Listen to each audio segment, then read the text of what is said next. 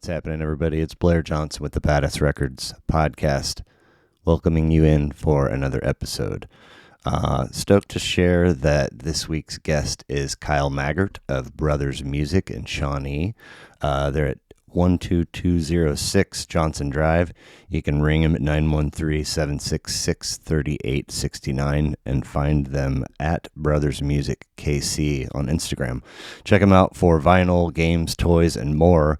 This thing here airs Thursdays. You can find it on YouTube or where you stream. Website is badassrecordspodcast.com. And if you need to hit me up about signing yourself up to be a guest, badassrecordspodcast@gmail.com is the way to go about that. Let's see. Socials are Twitter and Instagram. And I think that's all I got for you today. Appreciate you stopping by. Hope you enjoy the show.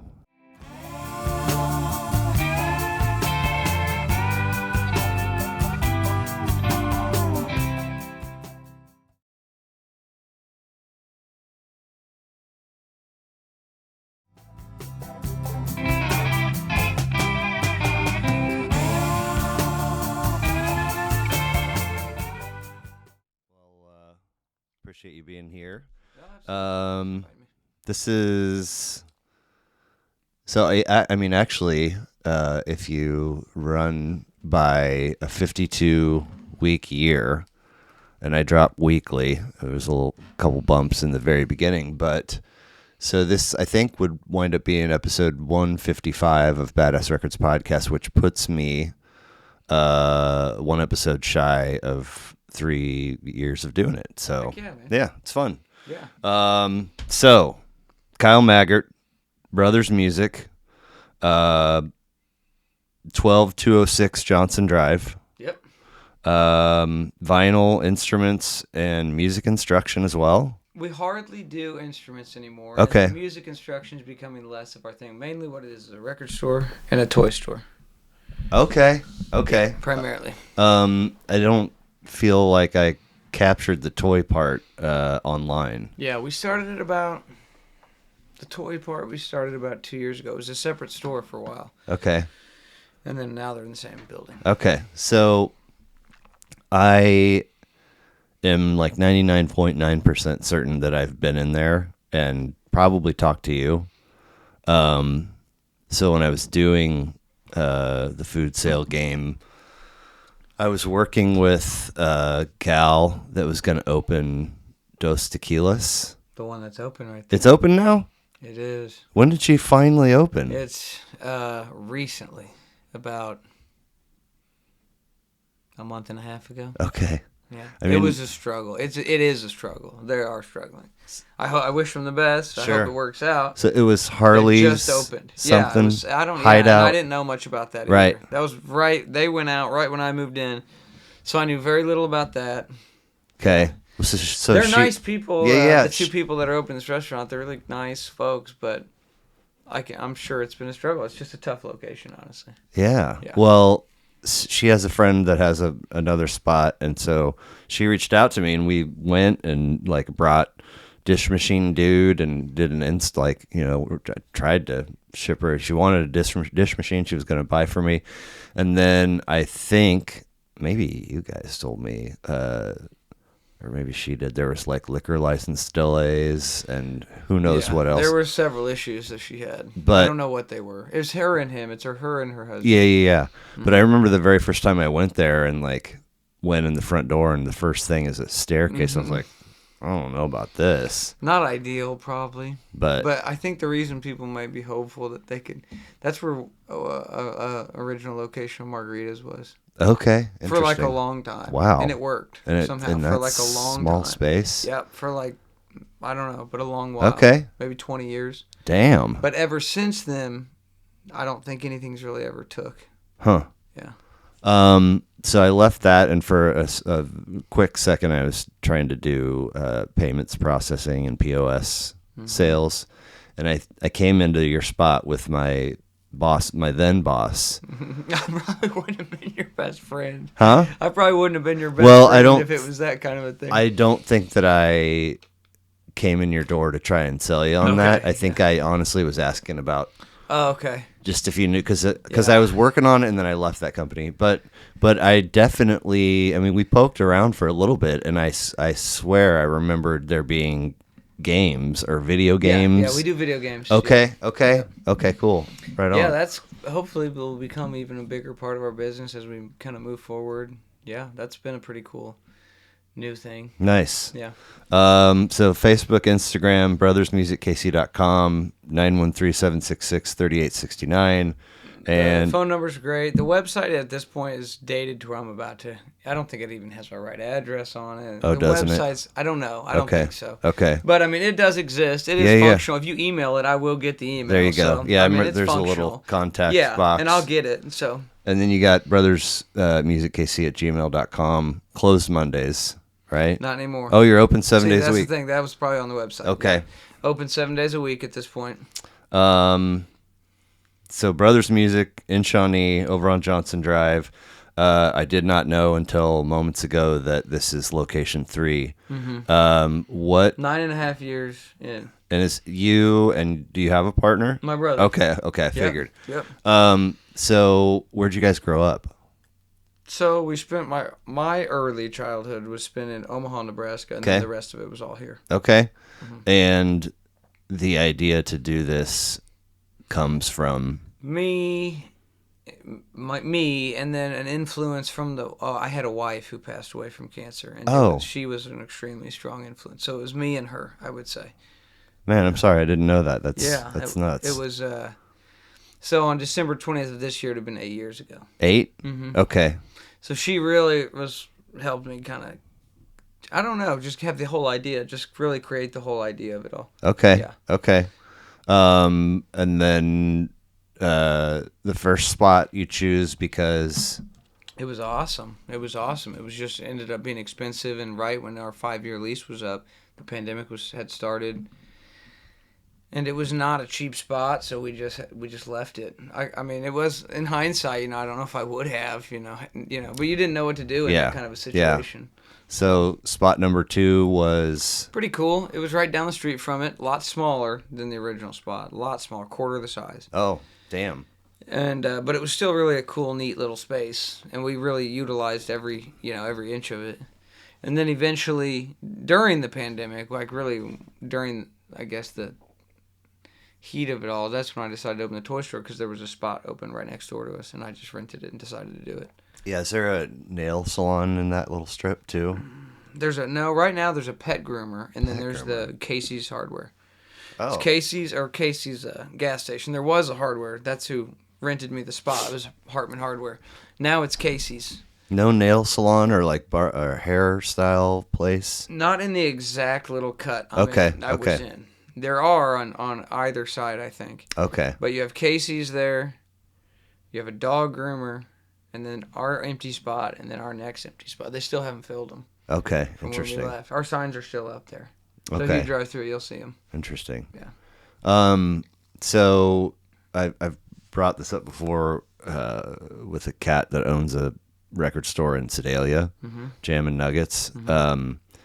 The idea in this online world of having a brick and mortar record store outside looking in, it's tough to imagine making enough money to pay your bills and yourself. Yeah, you barely do. Okay. You barely do. So exactly how you imagine it, that's exactly how it goes. You have a pretty good understanding of it. Okay. But you somehow you're staying afloat, and there's joy behind the thing. Oh yeah, I Okay. mean, before this, I had jobs like maybe anybody else might have had, and I hated them. Hated them. Yeah. All of them. Yeah. So I don't feel that way about Okay. this job. That's cool. Obviously, ever. And at this point, I mean, I don't have a heavy workload. It's just not the same as certain other careers. Yeah. It's just not the same. Is it just you two, or do you have employees? Or We have some employees. Okay. But yeah, we are the two owners. right on. Yeah, we have a few employees. At one point, we probably had 7 or 8 employees. Oh, dang. But that has shrank over the years just due to different reasons. And so now we probably have 1, 2, 3 employees. Okay. Yep. Okay. So The original idea, though, you and your late wife, just a love for music, or hey, we can make money at this, or a mix of both, or more the latter. I mean, I knew I was never gonna get rich off of something like this, but I've always been into music. My family's into music, and I have been exposed to it since I was a kid. But she was actually the first person that I met that collected vinyl records. Okay. And I thought that was cool. Yeah. I got into that. It is cool. Yeah, and I got into that, really if you can afford it. You're right. Well, back then it was pretty easy to afford, really. Right. Used records were pretty cheap. Yeah. And so I thought that was cool, too, because I didn't have a ton of extra money. And so I thought all of that I was really into all of that. And then eventually we started buying people's record collections from, like, Craigslist ads. And really just for our own interest. But I was accumulating all this stuff. So we just opened a flea market booth to sell it, and that's where it all kind of started. Okay, yeah. Cool. So, born in Omaha, but moved to KC at a young age. Technically, I was actually born in Des Moines. Okay. But I immediately pretty much arrived in Omaha, before I turned 1. Is it just you and your brother, sibling-wise? Just us two. And how did mom and dad meet, do you know? UMKC. No kidding? Yep. Go Roos. So they were here. And for some reason, they, my dad's job or whatever career found them up there, and then they ended up back here. They met at doing undergraduate, or? Yeah. Okay. Yeah. Okay. So you said they're into music, or were into what? So they put on music to listen to in the home when you guys were young. Oh yeah. What kind of stuff were they into? Oh man, it just spanned the whole spectrum of music, really. My mom would be into some things that you would think of typically for a mom in the 90s, like Rod Stewart and Elton John. Are you guys, is this CDs or? Yeah. Okay. Yeah, at this point it was all CDs. And my dad had more varying tastes, which, was probably... My mom had great taste. She loved Bob Dylan. She loved just kind of more, but things that you might expect. My dad's tastes were a little more varied. He was really into soul and R&B. Okay. But at the same time, he was really into country and western. Nice. So pretty deep into both those genres, and so that gave me a lot of exposure into those worlds. So I love the idea of the music that you're born into. Right. It's kind of like the furniture in your home. It's there. Maybe you love it. Maybe you don't have an opinion about it. But oftentimes, if there's music in the home as a young person, once you're like, I don't know, middle school, adolescent, whatever, you kind of start to develop your own taste, and perhaps even start your own collection. Is there an album that you've not referring to the list that you shared with me, but is there an album that you first fell in love with, or borrowed, or bought with your own money? So yeah, if we want to go way back before vinyl and before all that in my life, obviously. The first CDs that I was probably not necessarily exposed to, but kind of fell in love with. The first one that comes to mind would be like Stevie Wonder, Songs in the Key of Life. Nice. Or like maybe Otis Redding. Dang. Sitting on the dock of the bay. I had issue. I couldn't sleep as a kid, so my dad would give me CDs to try to get me to sleep. And so there were some Beatles CDs in the mix, some soul and R&B CDs in the mix. Cool. And those will probably be the first memories of specific music I have that may have influenced my life. Yeah. Right on. What about live music? Did you guys see concerts or? As a kid, as a younger person, very little. Not really that much. Okay. I mean, I went to a few. They took me to a few here and there. Anything stand out memory-wise? Not really. Nothing. Not until I become an adult. Nothing that was really all that exciting. I mean, yeah, there were some that I could, probably tell you about, but I didn't. None of them really got me that excited as a kid. What was the first one that really got your heart pumping? Oh, man. Or one of the first ones? Believe it or not, this is kind of a weird answer, but probably one of the first shows that I really thought I kind of get live music now was probably Tech Nine. Oh, when yeah? I was like 15. Wow. 16 or something. Do you remember what that. venue? Columbia, Missouri. Okay. Whatever they call it down there. It's on the tip of my tongue, but I can't. Not the Blue Note? Yeah. It was? I think that's what it was. Okay. Yeah, I think that's what it was. Great venue. Yeah, and I don't make it down there very often. But yeah, after I left that show, I kind of got it, Nice. Kind of got live music. Very cool. Yeah. So, the version of the website that I was looking at, merch is available on it, and it included a T-shirt with a record and a guitar. Yeah. So that image plus the initial listing of instruments. Is there a musicianship journey somewhere? There was. Okay. My brother is a musician. Okay. He's a guitar player, guitar teacher. So for a while there was a fair element of it that was instrument sales, and definitely lessons played a big role in our business for a while. But the pandemic really slowed it down, and since then we've just kind of went a different direction. Okay. Yeah. When you were doing them, were you doing them in your space? Were you also selling vinyl? We had our retail area, and then if you went in the back, we had like 5 lesson rooms in the back in the first location. Second location, we only had 2. Here we still have 1. Okay. Yeah. And are they all, is what is happening in those rooms audible to shoppers? No. Okay. Not typically. No. Right on. Not unless it was like silent in there, and no. Yeah. Sure. That wasn't ever the goal or anything. Yeah. Yeah. Speaking of, what does it look like on an average day in terms of determining what's playing? I'm assuming you have music playing. Yeah, we do, typically. Yeah. Are you streaming? Are you putting on vinyl? Is it a mix? No, typically it might be a slight mix. Yeah, you might occasionally come in there and maybe there's something streaming. If an employee's working on like a dedicated project or something that, maybe, but typically it'll be a vinyl record. Okay. I would say Right 75% or more of the time. And the selection of those records comes from Whoever's working. I don't give any, whatever you want to play. So whoever works gets to control the turntable. Is there always somebody on the clock in addition to one of you being there or both of you being there? Okay. Except for a few times. So you're not necessarily picking very often then. No, I don't even like to. Really. I like to hear what other people want to play. I'm curious, and I've heard enough stuff that I want to be exposed to stuff that I would never pick. Right. Whether I like it or not, a lot of times I don't. Yeah. But I still don't mind hearing it. Sure. I still don't mind being exposed to it. So, but if I'm there and another employee's there, I might end up taking the reins. It's not like I always just. Okay. Like today, I played a couple records. I'm sure. Nice. What'd you pick out? I played so under the turntable we have a selection of records that's like records that, for one reason or another, they don't either meet the cut to sell. Let's say they have a warp. Let's say one single track skips bad, but it's just too good of a record. You're not going to throw it away. Right. So we have a collection of records that are like rejects, but they're really tremendous albums. So I always pick from down there. So like, I think we played "Lust for Life" today by Iggy Okay. Pop. Okay. I played I have 2 rough copies of that Curtis Mayfield album that I put on my list. Yes. I know I played one of those today.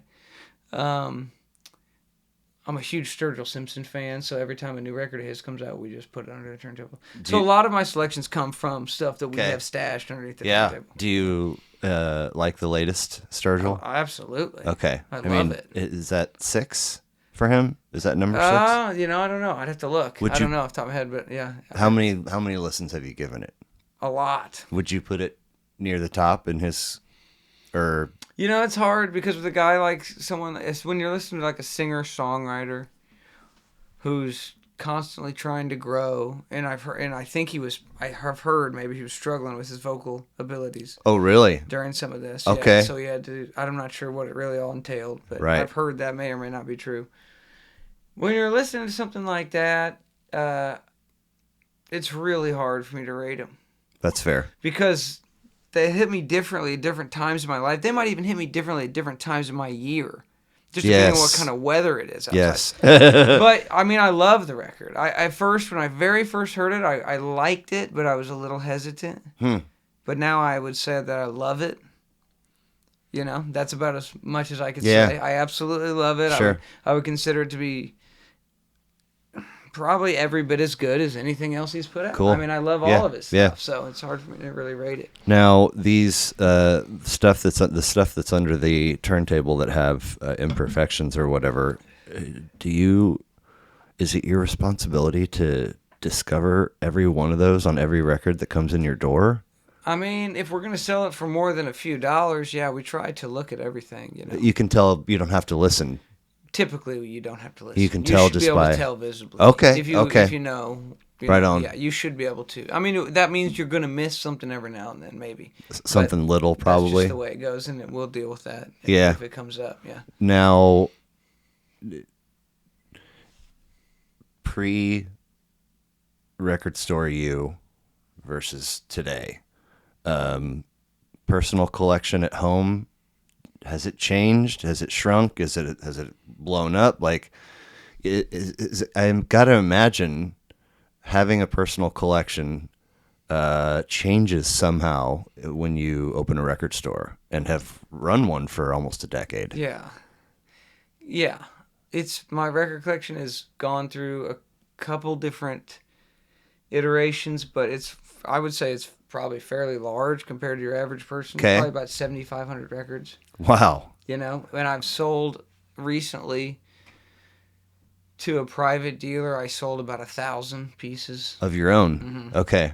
to Now, find something else I wanted to do. So you can tell me if I'm wrong. Compartmentalize, like, this is my stuff for me and my home, and this is for the business. And I'm able to, yeah. okay. I Okay. am, yeah.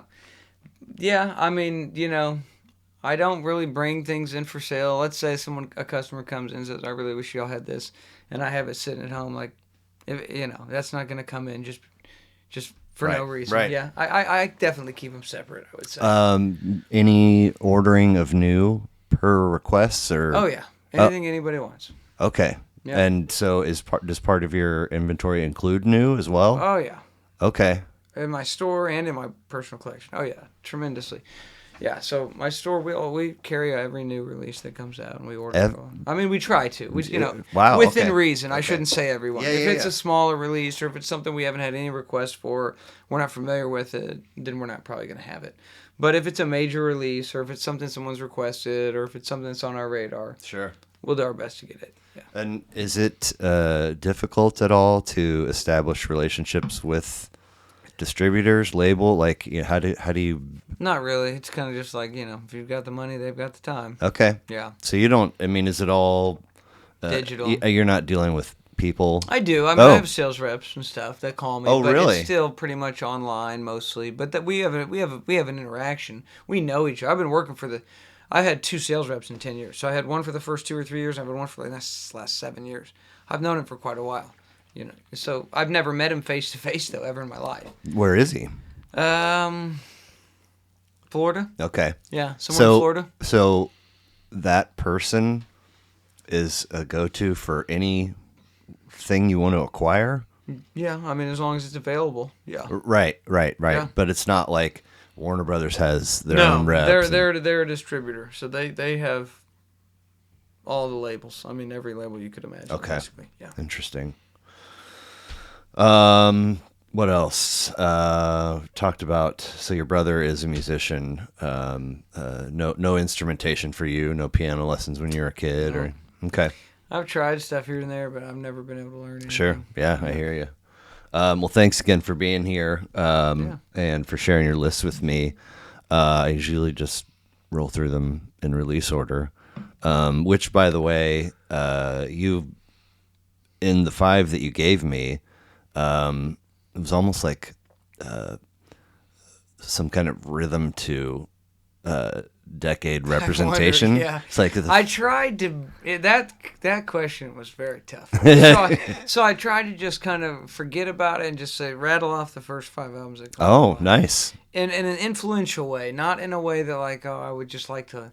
More in an influential way. How did it Cool. shape I my love it. taste? That's is great. really how I looked at it. So we'll start in 58 with Blue Train, John Coltrane. Let's see here. 16 of 53 for him. 5 tracks, 42 minutes. Philly by way of North Carolina. 1 or 2 Coltrane records have made lists. Seem to recall a fascinating life for him. Mm-hmm. What do you know about him as a person, and how did this record land in your lap? So I have probably quite a bit I could learn about his actual biography. I know that he was in the Navy. Mm-hmm. I know that I've heard certain interviews with him, as a young man when he was like beginning his musical career, and it's just such a different time. It's such a simpler time, and he was a simpler person as far as some things go. Clearly not when it came to music. Right. Clearly he was a pretty in-depth individual when Yeah. it came to music. I can't imagine what it would have been like to live in his lifetime or live his life or whatever. You know? I don't know. It would have been unbelievable to me, and I feel like he probably, in some way or another, in my opinion, he had to have feel that it was kind of as profound as it was. I do feel like he was able to tell that whatever I'm doing is pretty important. I don't know why I feel that way, just from interviews with his wife and things, you know. I seem to recall, and I hope I'm not mixing up musicians here, but like an insane number of hours on the horn a day, even up to the point like complete dedication. Finding him asleep with it in his hands. Yeah. But fascinating dude. So Blue Train crosses your path how? I say my original introduction to this album for the first time in my life would have probably been my older brother. Oh, okay. What's the... He's 4 years older. Okay. And I probably would have been... I mean, for my original introduction, I would have been a 13 or 14-year-old, I would imagine. And it had little to no effect on me at that age. Yeah, that I was like, life. jazz, 13? Yeah. Little to no effect on me at all. Okay. But you still did hear it, and subconsciously it still did soak in. Whether it really had an effect on you or not. Yeah. You know, you were able to hear that opening track, that opening saxophone tone, that'll never be unheard on that record. It's so profound. Yeah. It's so incredible. So I guess as I got older, so you're doing him, even though we're doing him release year, it's not necessarily in the order that I got into him, obviously. You know what I mean? Yeah, absolutely. So this one probably started to shape my taste more so in my mid-20s, early 20s. Something steered you back? Yeah, the allure of it all. Jazz just has so much allure. I mean, it's easy to get. If you're a record dealer or if you're in the business of records, it's very easy to become attracted to jazz records. Yeah, so they just look badass. Of course. They're sexy. They're awesome. I mean, everything about them. From the lamination to the thick, heavyweight vinyl to the fact that they're coveted and desired, you're like, well, I got to hear this. Why does everybody want it? Yeah. So you're just drawn to them to begin with if you're a dealer. Yeah. And I guess in some way or another, just by buying and selling records, eventually I was already really into soul, really into R&B. And so I don't feel like it was a very big leap for me to want to listen to jazz. Okay. You know. Would you say that the percentage of jazz being played during store hours is significant? Is it small? There was a time when it was 100% for probably 2 or 3 years. Almost 100%. Is that before you're letting other folks choose, or? Well, or I was just, or just the music of jazz itself was influential enough to where other people still chose to play it. But yeah, there was such a heavy. I had certain employees that loved it just like I did, and there was just such a heavy influence. Now I would say that probably not. You have a 30% chance of hearing jazz maybe in my store right now. I would say, yeah. Interesting.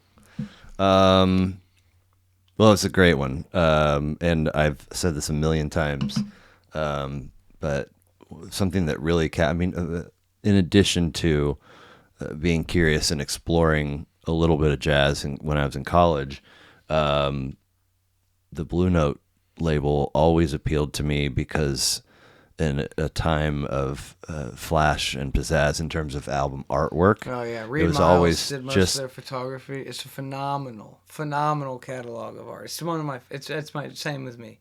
I couldn't agree with you more. They have some of the best covers ever created. Just oftentimes just a picture of the artist playing live, and then if it's a 3-piece, the 3 names and whoever's record it is like a font bigger, and then a tone, a hue over a red or a blue or a yellow or an orange.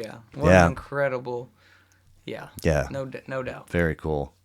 So again, in release order from 58 to 68, music from the Big Pink, the band.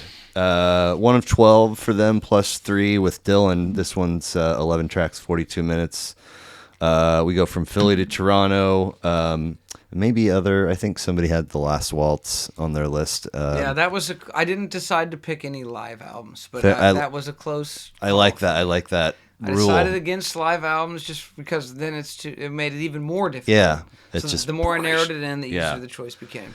So I feel like when I come across fans of the band, they're kind of few and far between, but they're also like really, really jazzed about this band. Yeah, like this is maybe, in my opinion, maybe the best record ever made. Wow. Maybe. It would definitely make my top 3, no matter how many times I thought through this list. no matter how many different ways we phrased it, it would always make my top 3. What is it about it? The authenticity about Okay. their music. It's Okay. what it really is. That's really the best way I can put it. It's just I'm able to put myself in their place. They're not perfect singers. Their harmonies aren't perfect. There's not a lot of production. They're just real musicians pouring their heart out, and it comes across just as so.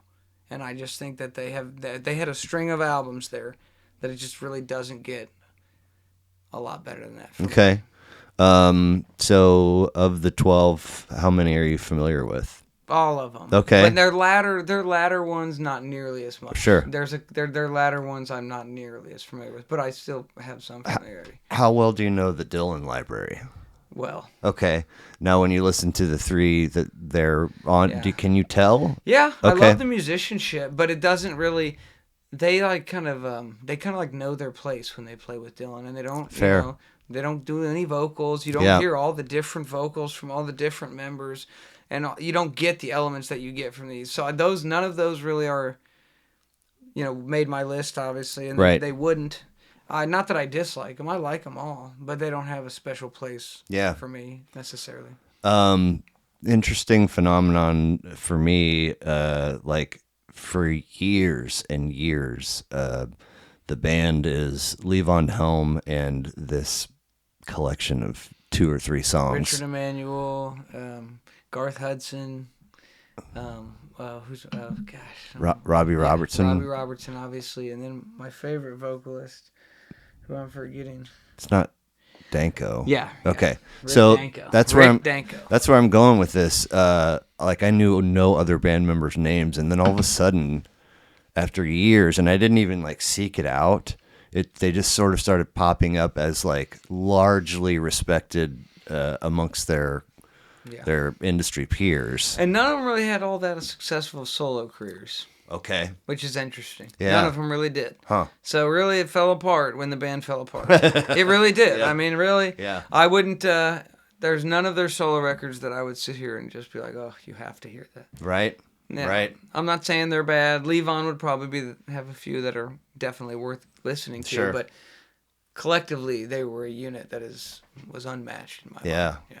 Yeah. So no matter the criteria, this record, Music from the Big Pink, is making your top 3, based largely on authenticity. Any other thing giving just emotion. Okay. Just pure emotion and authentic human feeling and being able to connect with. I feel like probably anybody, if you really if somebody really gives it a real listen and sits down and gives it time, I feel like anyone would be able to connect with this record. Right on. Well, you mentioned the Curtis Mayfield record a minute ago. There's No Place Like America Today from '75. Pretty apt title. Yeah. You could say that again and again and again. I think 9 of 22 for him, if I'm reading my handwriting right. 22 albums. 7 tracks, 35 minutes, Chicago, Illinois. Superfly soundtrack has obviously made a list or 2 on this podcast. Super well known, but this one's mellow. And that's the only Curtis Mayfield record I think I know very well.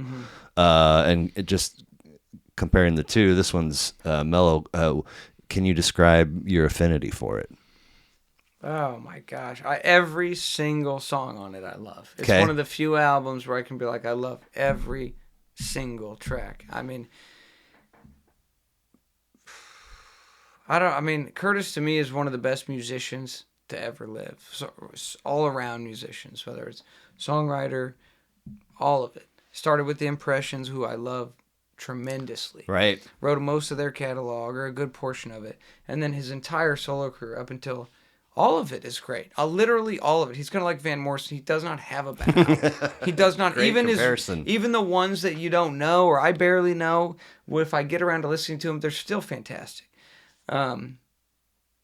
So I think you said Dad had a lot of soul, or was into a lot of. He would have introduced me to him first, no Okay. question. Okay. Yeah, no question. I would have heard Curtis Mayfield in my dad's car or truck as a young kid or now teenager. Around 20-ish, you veer back in the direction of Coltrane.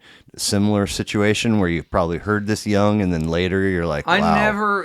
This particular album, sure, yeah. But I never got away from R&B. So throughout my whole life, I was listening to Otis and Mavis and Curtis.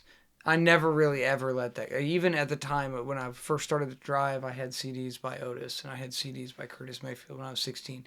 So this particular album did come to me a little later because it doesn't get pushed as hard as a lot of his other stuff. So yeah, this particular album I probably didn't find until I started to get into vinyl.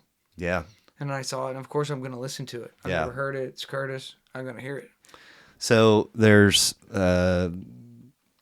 this claim that whatever you're listening to at 14 is really going to shape the direction that your musical tastes grow and develop, which is fascinating to me. And then, if that's true, 2 years after that, you're driving, which is obviously this huge surge in independence and music, and then also, when you begin to incorporate music and your friends ride with you and you ride with them and you listen to what they've got. And I made my friends listen to this kind of shit. Did any of your buddies be like, "What's with the R&B?" No, absolutely. Okay.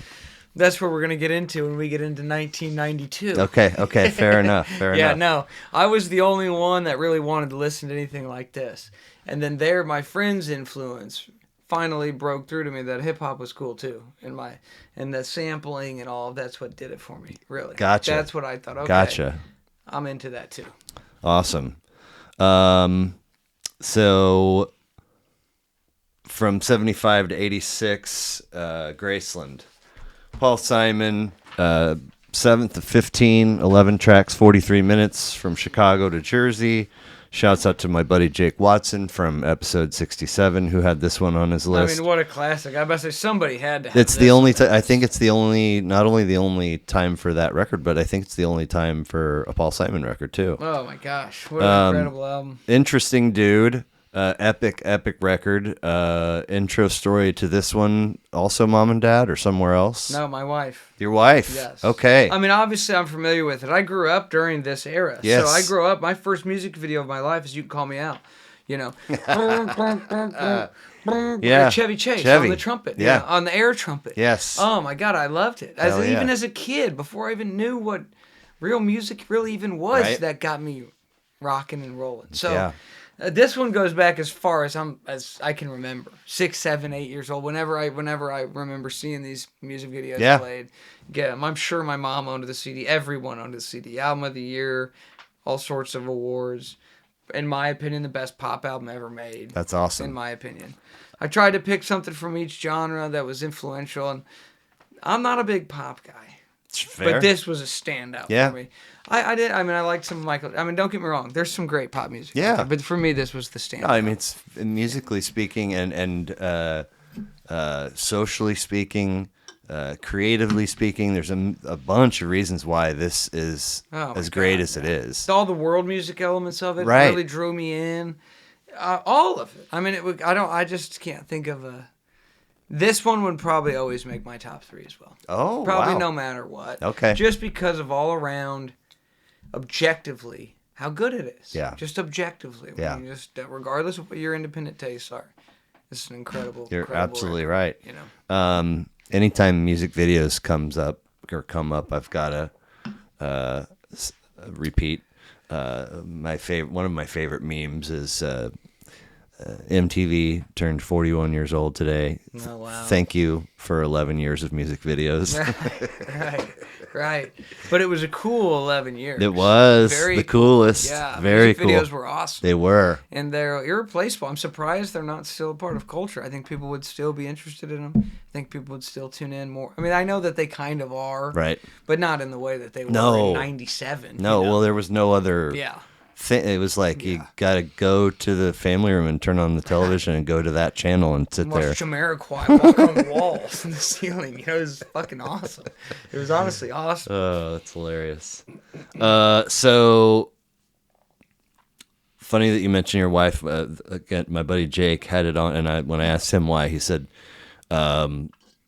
whenever my wife and I take a road trip, usually to Colorado. Oh, what a road trip! This is like kick it off. Yeah. Yeah, what an album! What an incredible album! 1992, UGK's Too Hard to Swallow, first of debut album. 12 tracks, 57 minutes, all the way back to episode 14.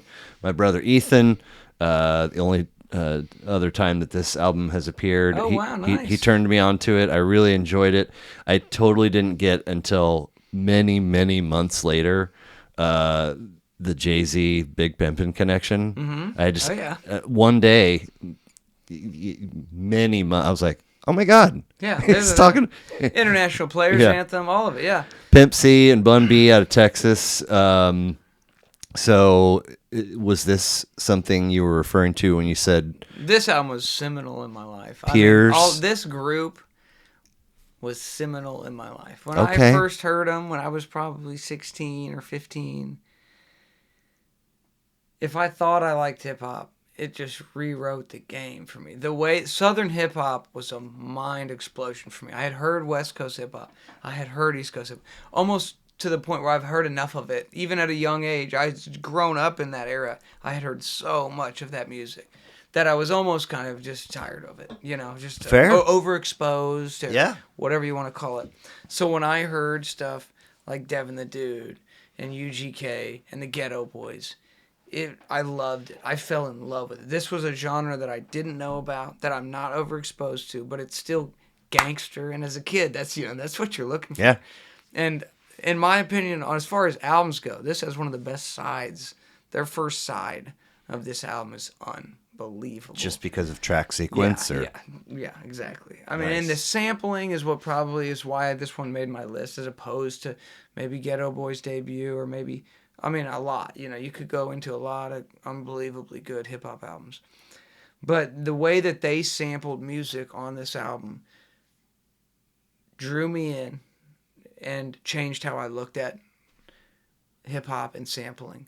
They sample Between the Sheets 2 years before Biggie Smalls. I love it how you call me Bob. 2 years before. So you're hearing that, and then 2 years later you're hearing that. I'm a young kid when this first comes out, so I'm not hearing this till a couple years after. Right. Years and years later.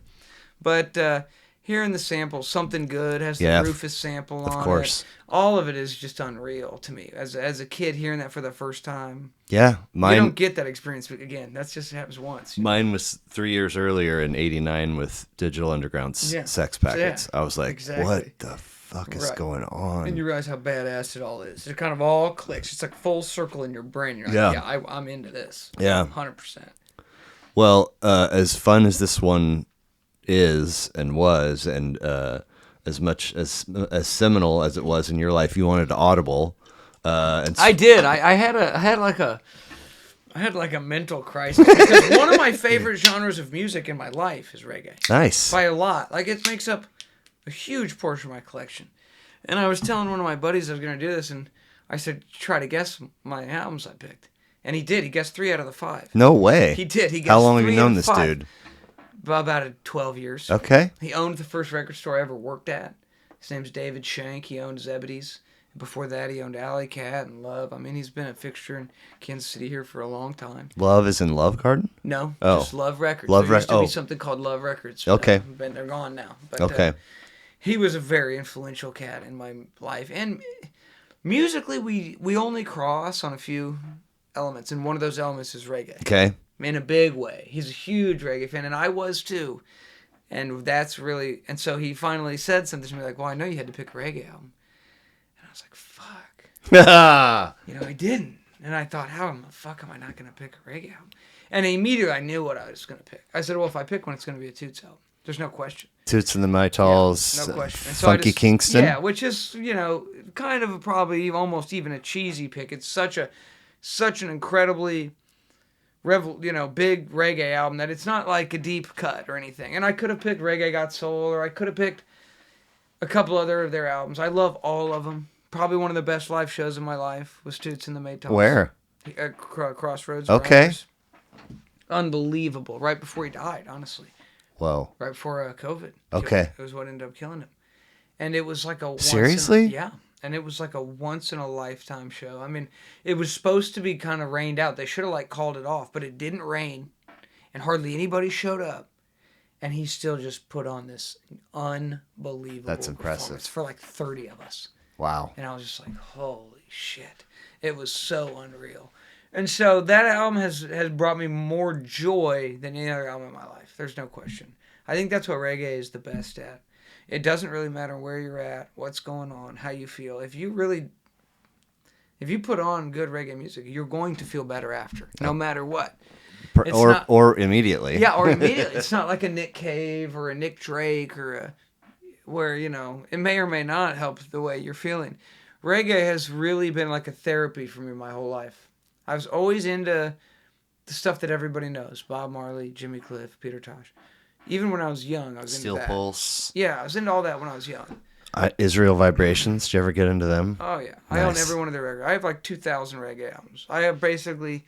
If I'm aware of it and I think it's reasonably good, I own it. No shit. Yeah, I was a DJ for not a very long time, but Okay. a couple years. Probably right before the pandemic started is when I tried to start doing that. And then when the pandemic started, I just... Playing gigs live? Yeah, and mostly it was either hip-hop or reggae. Toting records around and gear? Yeah, with a buddy of mine who would tote all the stuff, a big guy, a friend of mine. But you were actually... 2 turntables, yep.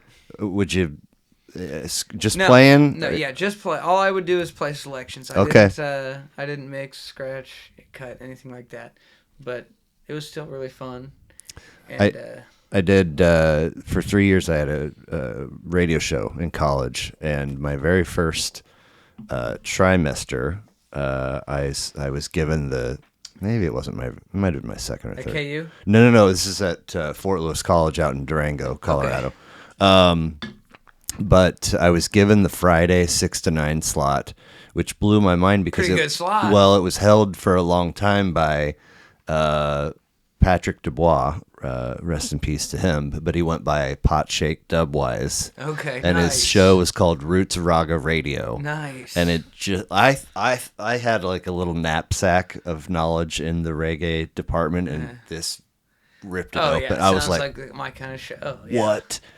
Yeah. And I a lot of people tuned in, and I wasn't doing it. I did my own thing. And then he was gone for the summer or whatever. He came back, and they're like, yeah, he gets that slot back. I was like, oh, damn. But nevertheless, as a younger person, middle school, high school, when I'm learning new stuff and discovering new artists, I'm oftentimes, if they're affecting me, I want their whole catalog. So if you can afford it. When it comes to well, vinyl, this is cassette. Yeah. It's back for me. I mean, I'm an old dude. Right. But I'll never forget. It started with Legend, and then I think I got Survivor, and then I was like, oh my God, there's everything outside of Bob's greatest hits is also, and then I got the whole thing. And I was like, I will carry this with me and protect. And then I had a buddy, episode 7, somehow the Bob catalog came up, and he goes, aren't they all the same? And I was like, I wouldn't say that. Oh. Kaya would probably be my personal favorite. Oh, okay. Excellent. Album. But like you said, the whole catalog, phenomenal. Yeah. Obviously untouchable. I got Survivor. That was first. And then I lived with a pair of brothers from Philly out there in Colorado, and the older brother had a big German Shepherd named Kaya. Nice. And he was like, oh, if you're venturing down that path, that should be next. And I was like, fuck, what this one too? Album. All of them, really, though. Really, all of them. Yeah. The more you get into reggae, the more you realize you don't know about reggae. Yeah. It's kind of like how I felt about jazz. The more I got into it, the more I realized I have no idea how deep this genre is. Which is what excites a person like me. What'd you say? 2,500 to 3,000 reggae albums? I probably have between 1,200 and 2,000 reggae Okay. albums. So we'll call it 1,500 just for a nice round number. Yeah. But from that, your top reggae album is a Toots record. Yeah, it would certainly be. That's awesome. And, like I said, I could have maybe really tried to waver on which Toots record because there Yeah. is some phenomenal ones. Okay. But I mean, that's the one I would Yeah. land on. You only get to pick one. That's Yeah. how it goes. Yeah. So, yeah, it's, in my opinion, that's probably the most uplifting album that I own. I wish I was. I'm not real big into gospel. I wish I was. I love the music. I just don't own the music, I guess is how I should put Fair. it. I had an employee that was into it and knew it and owned a tremendous amount of it, and it was badass. I mean, so as far as the uplifting part of it goes, I feel like the only other way you're going to get that is either like American gospel or reggae. Those are the two most uplifting musics that I know of. I've asked somebody this before, but I'm struggling to recall. How do you define what is gospel? In my mind, yes, since I don't have to explain it to anybody, it's black Southern gospel. That's all it is. And harmonies, vocals. If it's recorded from here south, and I don't really listen to any white gospel. I'm just gonna be honest with you. Like, white gospel never had a beat. But it was always hymnal. Is there instrumentation too, or is it just not really? It's vocals. It's very little instrumentation. Hymnal, choral aspect. Okay. That's all you're getting Gotcha. when you're getting this, what I call white gospel, which, again, I don't know if it's appropriate term or not, but that's what I call it. And it never really resonates it doesn't sell well, and it doesn't resonate with very many people. Black gospel, what you get in Georgia, Alabama, Mississippi, Louisiana, there's some incredibles. I don't have a great education on it. But you've heard some and it's impressed you. Absolutely. I had an employee that was really trying to expose me to it, and it blew my mind. And I'd been down to Georgia multiple times trying to buy records and buying a lot of records and talking with the record store owners and getting exposed to a tremendous amount of it. It's probably my next frontier. If I really had to pick a genre that I don't know much about, that I really want to know a ton more about, that would be what it was. Fascinating. Southern American gospel to me is unreal. All of your collection, your personal collection, live in the same space in your home?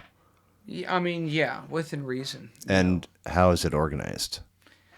Alphabetically by label when it comes to jazz. So in the jazz, I have it separated by Impulse, Blue Note, Riverside, Prestige. What?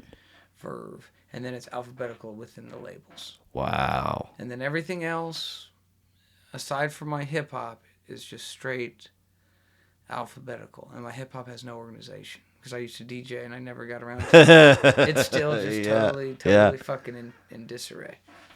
Alphabetical for everything but jazz, and then within jazz by label and alphabetical within the label. Because I really tried to collect the labels for a long time. I wouldn't say that I'm necessarily still doing that, but for a long time, that was really my goal, to get every record on each label. Okay. Whoa. Which was a challenge. The Blue Note category alone is... Yeah, and I ended up selling a handful of some of the harder to find Blue Notes and stuff that I had, but... there's got to be thousands just on that label alone. No, not quite. No, not that many. No, not really? On Blue Note. No, I think... How long have they been around? 1939. You got the year right there. I think there's probably... As far as the ones I was looking to collect, and I don't know how to draw that distinction, but what I think that distinction would be basically when they switched over to CD as their common format, and maybe even a little before that, probably. I think I come up with around 400 titles or some 490 titles or something like. Are you serious? Under 500 titles for the whole catalog.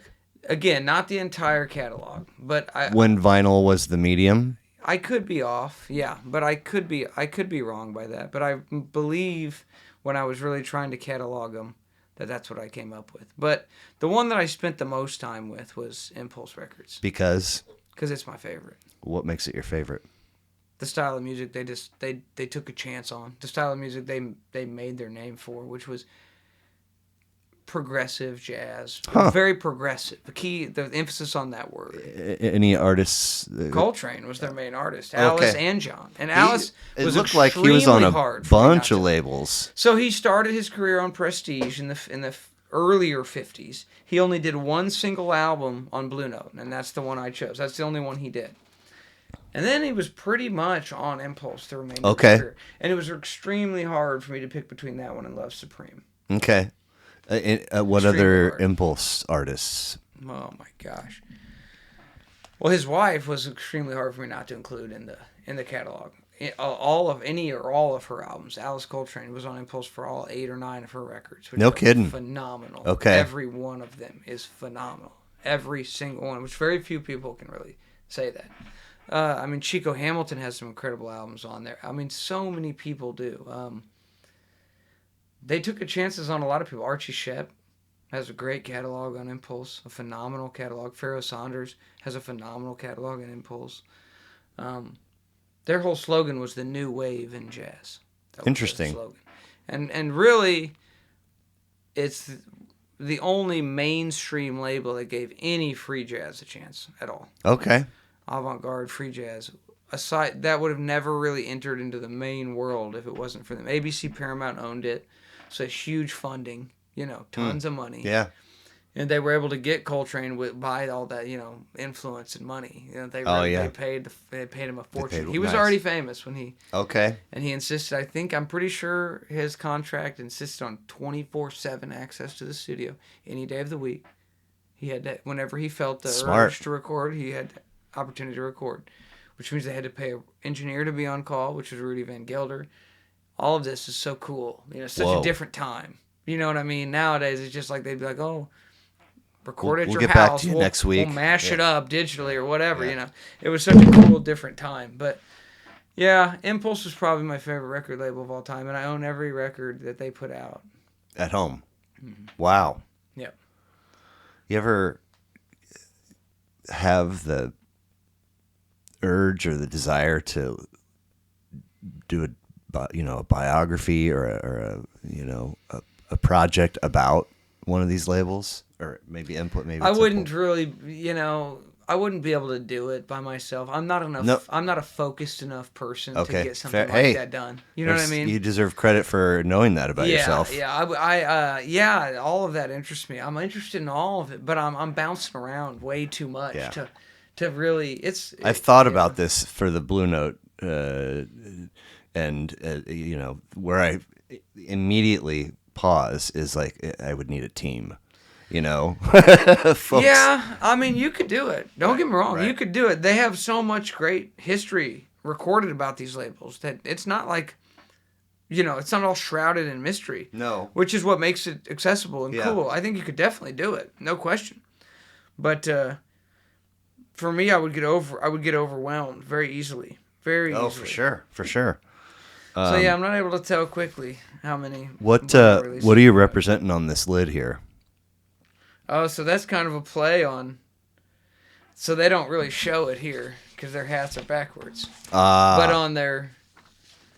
on Ridin' Dirty, which is their next album, UGK's. Pimp C has the Anaheim Ducks, which I have the exact hat from '96. I should have probably wore that, but he has the '96 Anaheim Ducks maroon hat pulled down, over his eyes, and I always thought, what a cool hat, what a cool cover. The whole thing as a teenager, young man, just totally blew my mind. And so I got the hat. Okay. I got it as a gift from my current girlfriend. And a couple of years back, she's like, what do you want for Christmas? And as a grown man, it's kind of a weird question. I don't know. What do I want? buy myself whatever I want. Another year of happiness. I just hope I get one more year of joy. So I made a comment like, I want this hat Pimp C's wearing on the cover of this album. And she actually got me like the eBay, like vintage 96. Wow. So this is a play on my Anaheim Ducks hat. So this is Casey Jones from Ninja Turtles. So this is like a play on it's like a mashup between Ninja Turtles meets... I guess NHL and or hip hop culture. Okay. Depending on what they. I was gonna say I definitely don't remember the Ducks logo ever looking. Yeah. So this is a play on the Anaheim Ducks logo. Gotcha. Yeah. He looks like he kept that thing pretty clean too. Yeah. This hat is actually probably fairly new. This is not a vintage hat. This is not the actual Anaheim hat that Pimp C was wearing.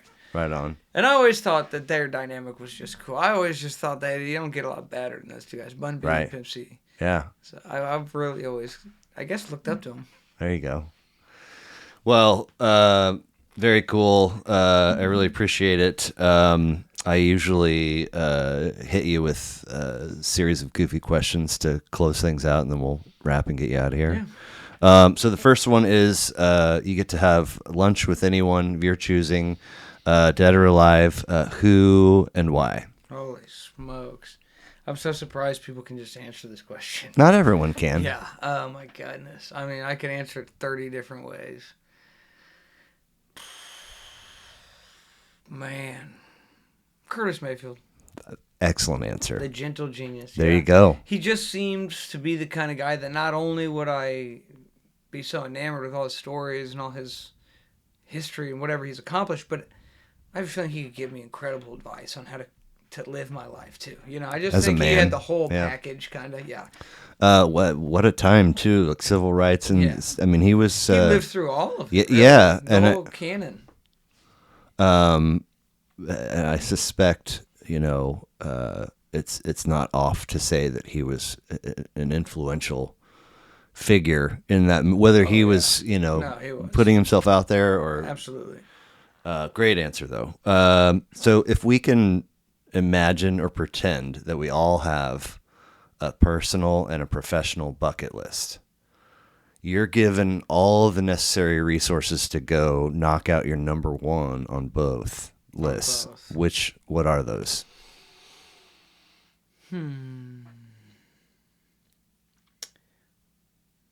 As goofy as my profession would be, it would probably revolve around maybe either like meeting DuBois, who controls the Blue Note label at this point, or maybe like going to the pressing facility where Impulse. I don't know. It would have to do with something like that. Like, yes. Who is going to a facility or going to meet DuBois. Yeah. Was. Yeah. I thought so. He runs Blue Note. He really? has for like the last, not decade, but pushing it. Yeah, pretty close to it. How much music did he actually make? It's a good question. I would say probably 3 full-length albums. Okay. 2 to 3. And then what does he do after that? He did a lot of production. Helping other people make records? He produced albums, yeah. Okay. And then eventually he is like the CEO of Blue Note Records. I mean, that's what a his trip. Job. Yeah, what a job, right? Poor guy. Yeah, poor bastard. I'm sure he would be the first one to admit that he got lucky and he is where he is and he's grateful. I don't know how he fell into that job. Right. Who knows? Right place, right He's time. He's probably been a big jazz aficionado. But to meet him and hear some of his stories would be cool. You know, as far as realistic things. Yeah. Personally, I'm a big fisherman. So personally, you know, I want to make it back to Canada, and I want to have a couple more incredible fishing trips. You know, the type of fishing trips you don't get to have very often. What makes a good one? Oh my gosh. Well, the location, okay, the beauty, obviously the fishing. I mean, the quality of the fishing. Hopefully, you're catching a lot of big fish, whatever you're chasing, whether it's smallmouth, walleye, pike. But really, it's just getting out in nature. I'm talking like in the middle of nature, like completely away. Yeah. So you've done that in Canada? Yeah. Where? The lake was called Separation Lake. Ooh. It's in.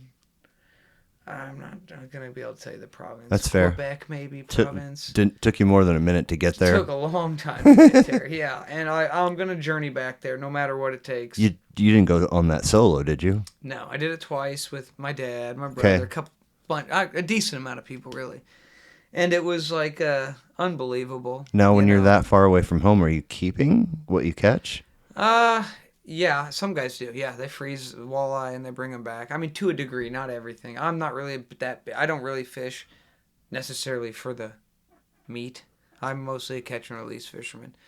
But yeah, some guys do. Yeah, and they somehow find a way to freeze them and bring them back. And on a plane? We drove. Okay. Yeah, we drove. Yep.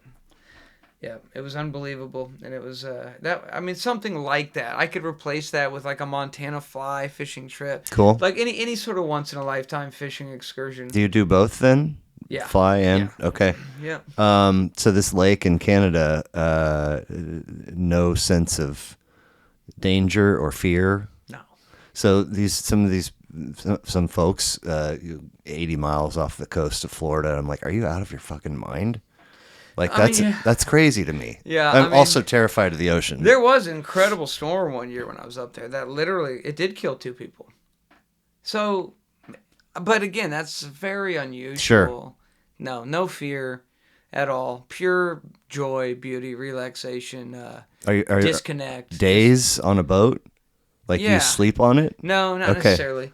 You come back to a place. Even though I'm totally into that kind of stuff too. I do a lot of float trips where I pack all my gear and I float and I camp on sandbars, and so there's a lot of different things I could paint this picture like. But any sort of once in a lifetime fishing trip like that costs a lot of money, takes a lot of planning, hard to get, because of course you want to go with somebody. You typically don't do it by yourself, Right. So you got to get people to be able to go with you, stuff like that.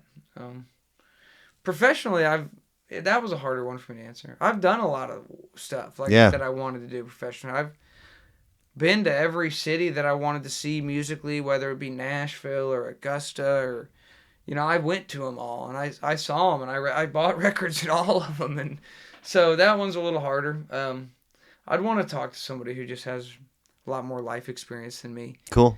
And knows and maybe could give me some. There you go. Point me in the right direction, I guess. You're given the opportunity to visit your past self at any age of your choosing. What age are you choosing, and what are you saying?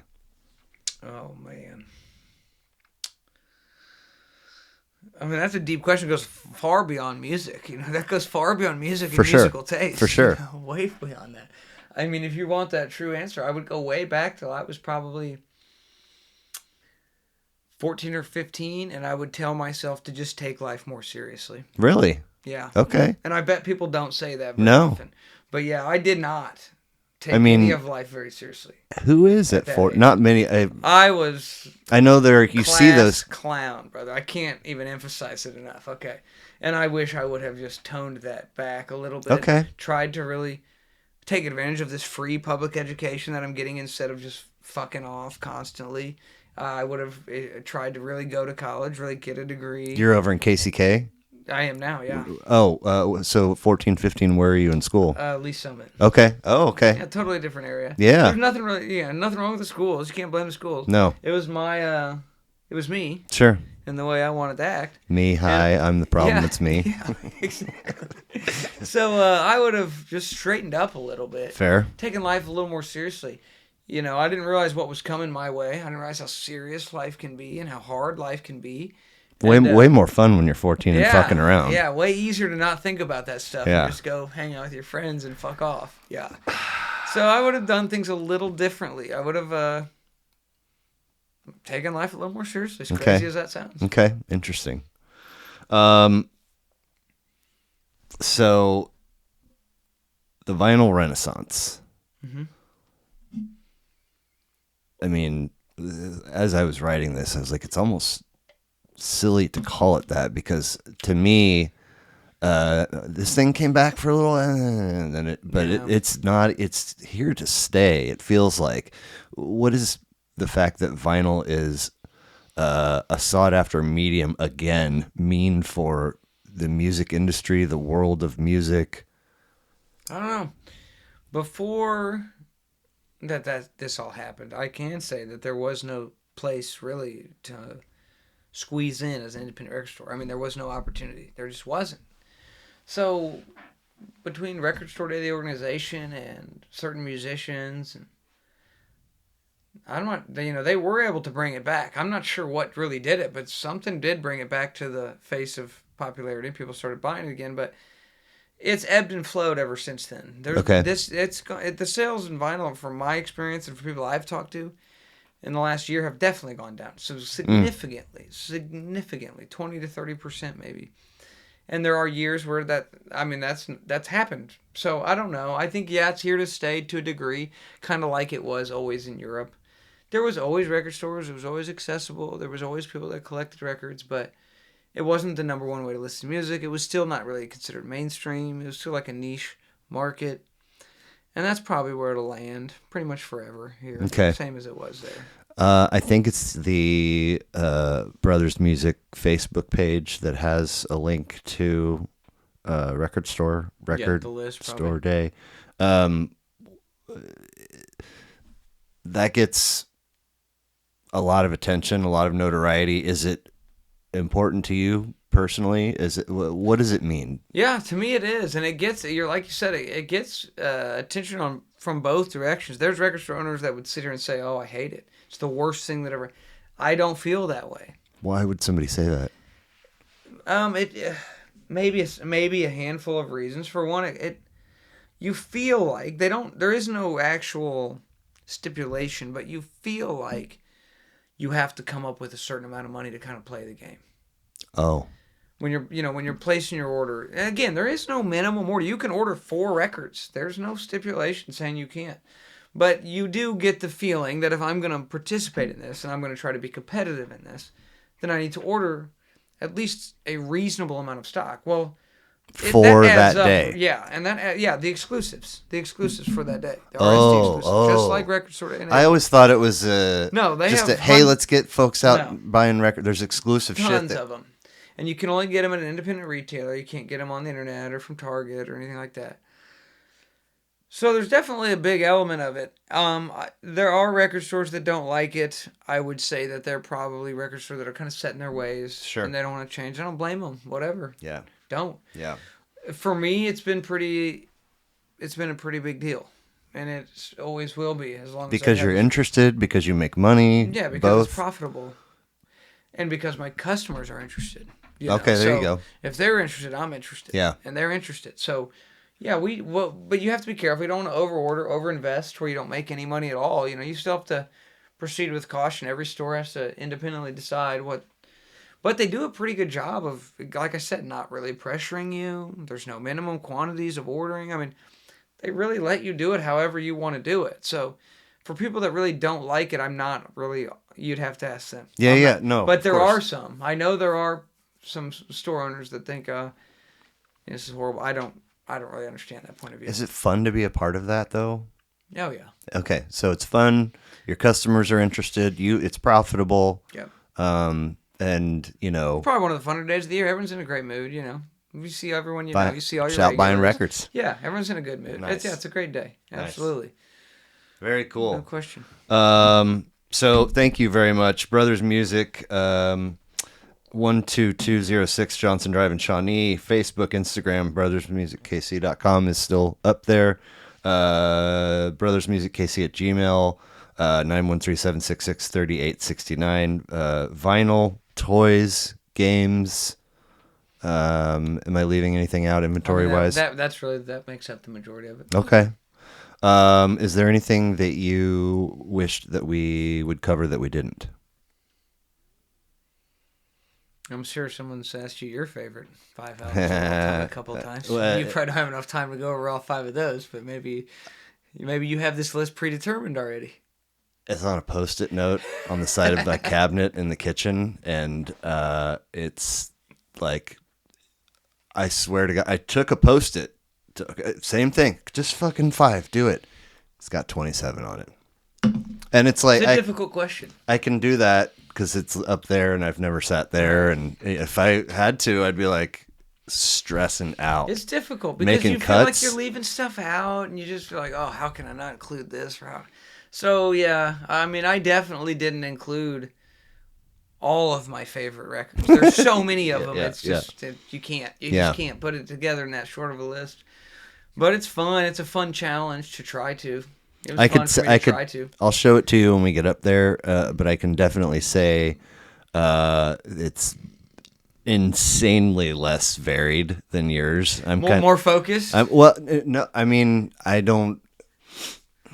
I'm as much as I've always wanted to, give the reins to somebody else, learn about new stuff, expand. I still am kind of I know what I like and I like where that is kind of dude, for better or for worse. Right.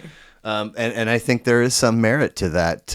What you're listening to at 14 is really going to shape, not wholly, but it's going to have a significant influence on where you go. But would yours take its roots from college radio, or is it like alternative? No. Okay, so lot of oldies. Okay, like 60s. In my mom's car 50s, when I was a kid. Okay. My dad had a few he had like some John Denver and some Oak Ridge Boys and 8 tracks in his van. Midwest, yeah. And then I kind of stepped out of oldies into classic rock and fucking planted my roots there. I say this all the time, far too long, to the point that there's a healthy collection of songs that I've heard so many times that I hear the opening notes and I'm like, fucking turn that, you know, because just too much. That's where you don't want to find yourself with music you love. Yeah. You don't want and to so, you know, the tired but true notion of the 60-year-old guy that still listens to what he listens to in high school in his truck, and that does it for him. I'm like, does it really? Yeah. So while in there and sort of looking for a way out, I discover what we called back then gangster rap and hip hop, and stayed there for a good while. And I spilled from there into the jam band scene, which it was tough for me not to pick a Dead album. I'm a massive Grateful Dead fan. Okay, so that's I kind own, of obviously every studio album they've ever put out. I own box set after box set after box set of their live recordings. I'm fanatical about them. Really, I've kind of stayed. That's who I've been since. Yeah. I listen to other shit, but that's like. And it's real. It's not all the whole. It's the Dead and Fish. I mean, so that's. Do you have a favorite Grateful Dead album? Well, I was just about to ask you, what is the top 3 studio? Definitely, I would pick From the Mars Hotel. It's one of my more unique ones I would pick. Because American Beauty I could pick easily. Okay. You know, I don't think I could really not put that in my top 3. But From the Mars Hotel would probably be like maybe my number 1. Scarlet Begonias. Fire. China Doll. Fire on the Mountain. Just fucking unreal album. And that, you know, wah, that fucking disco sound in what? Yeah. What? So American Beauty probably. Yeah, you have to probably pick that. And if you don't have that in your top 3, there's something wrong with you. I have to pick Working Man's Dad. So good, you know. I don't know. It's more acoustic. I like the acoustic stuff. I'm gonna cheat. Okay. Mm-hmm. I'm gonna go 1 American Beauty, 2 Terrapin Station. Okay. 3 Europe 72. That's my you're cheat. Cheating because it's a triple album. So it's like a double cheat. Triple album and it's live. I mean, I kind of have a soft spot for Touch of Grey. Yeah. Wow. No, In the Dark. Oh yeah. In the Dark. With the Touch of Grey. Just because. Here, try this. It's Skeletons from the Closet. Yeah. Dog shit. Not a representation. Right. The original one. There's a different version of it out now. Okay. The original one. I might still have it in the other room on cassette. I get it on LP a lot. On LP, it's like a little greatest hits of their single LP. And I don't. I was like, this is not. To be honest with you, I don't know the track listing off it. I mean, fucking Sugar Magnolia, Casey Jones. So I mean, some of their more played tracks. Yeah. Probably, yeah. But it wasn't until college where somebody's like, no, check this out, and I put on American Beauty, and I was like, this is not the same band. Yeah. What? I know. Okay, so if I can't cheat with Europe 72, it's gonna be In the Dark, Reckoning, maybe Reckoning Mars is so good, but it's also cheating because it's also live. Sorry.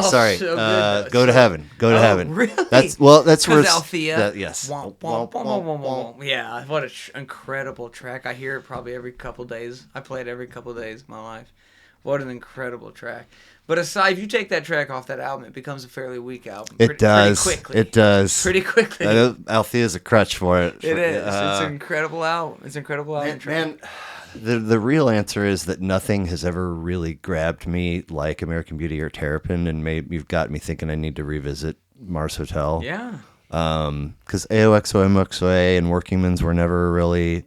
Working Man's is definitely for the guy that's into Townes Van Zandt and Merle Haggard. And it's an Americana album mixed with classic rock, but it's not a typical Grateful Dead. I love it though. I do love it for its influence on just American music and just the moment in time that it was released in. I feel like it was pretty special. But their first ones are the ones I struggle the most to get into. Oh, that's not for me. The first 2 or 3.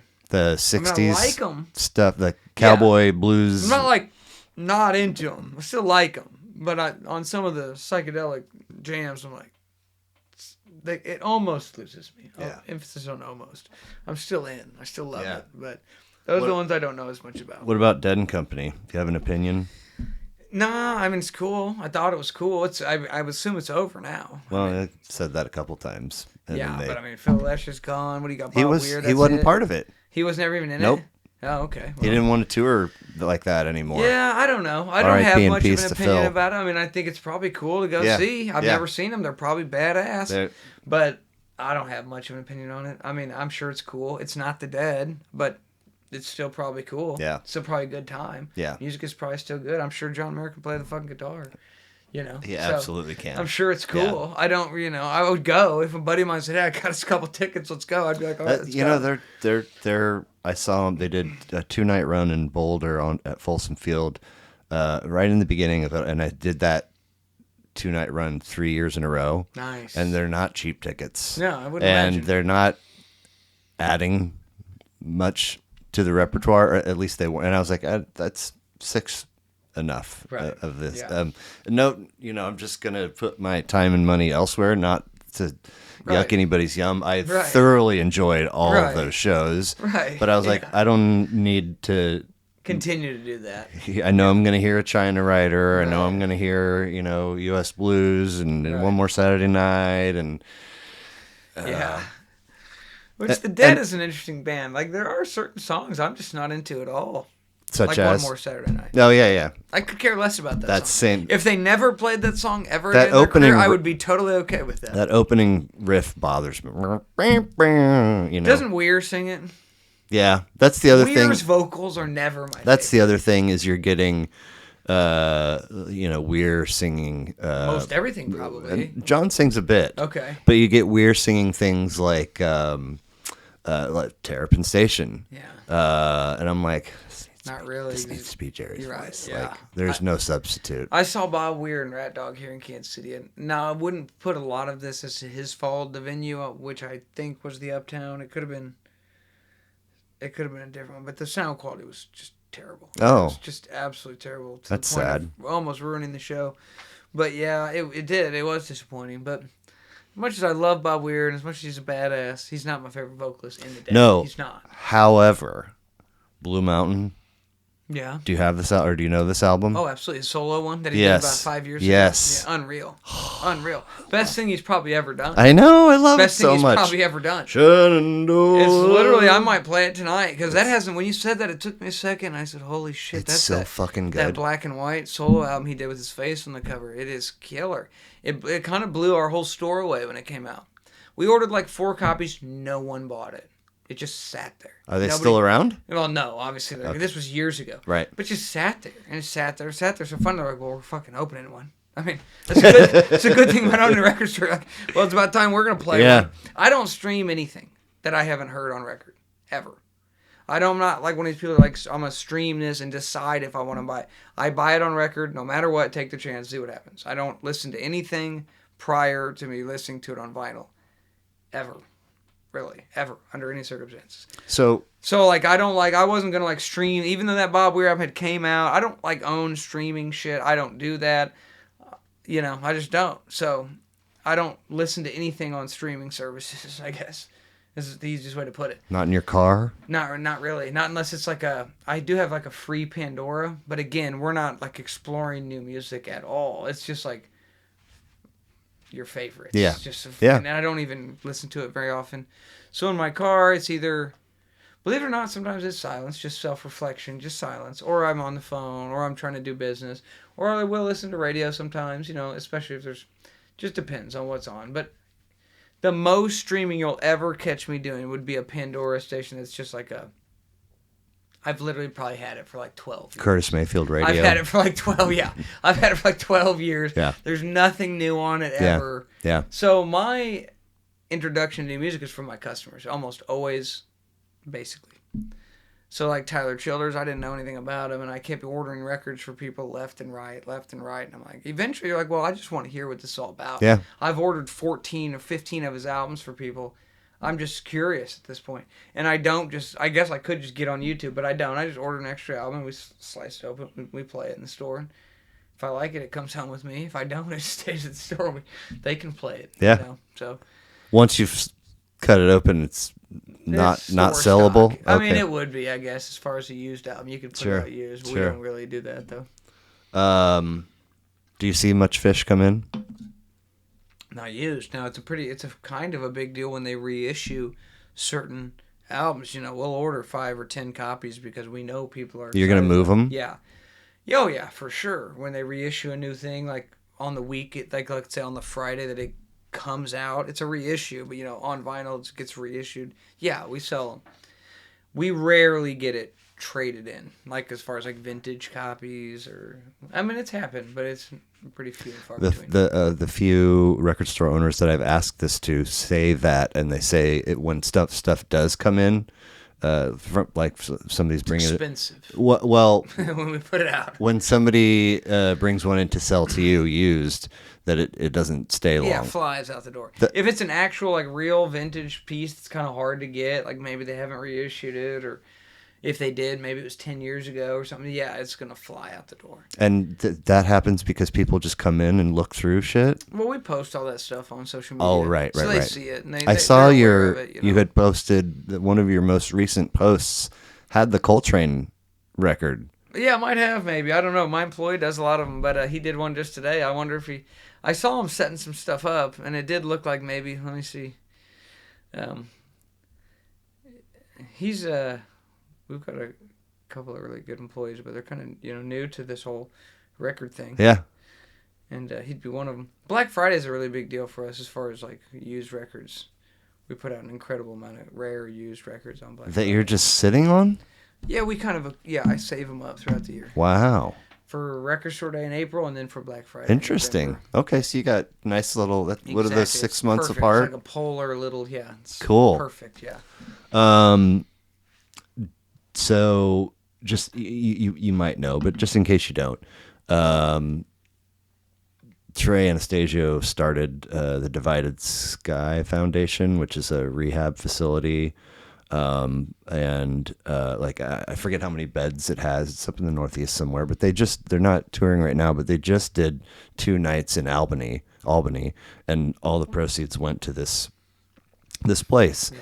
And it just so happened that night 1 was the day Phil Lesh died.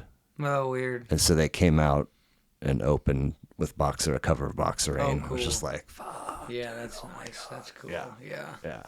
Yeah, I would imagine there's an enormous amount of crossover in their fan base. It's obviously, for sure. I get from my end. So. For sure. Yeah, cool. Cool. Thank you, man. This is a lot of fun. Yeah, absolutely. Go check out Brothers Music in Shawnee and online, and talk to you soon, brother. Yeah, absolutely. Thanks. Thank you.